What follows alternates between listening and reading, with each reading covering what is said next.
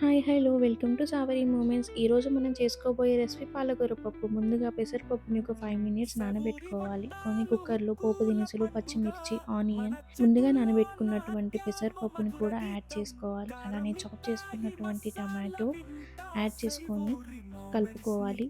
ఇలా కలిపిన తర్వాతకి ముందుగా మనం కట్ చేసుకున్నటువంటి పాలకూరని కూడా యాడ్ చేసుకోవాలి.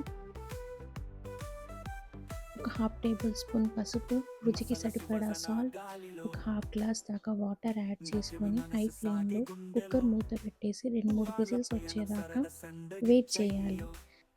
అలానే మన ఛానల్ని లైక్, షేర్, సబ్స్క్రైబ్ చేయండి.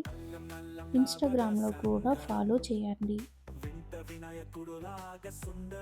స్టవ్ ఆన్ చేసుకొని ఆయిల్ వేడెక్కిన తర్వాతకి పోపు దినుసులు, అలానే కొంచెం కరివేపాకు, 2-3 వెల్లుల్లి రెబ్బలు, ఉల్లిగడ్డలు,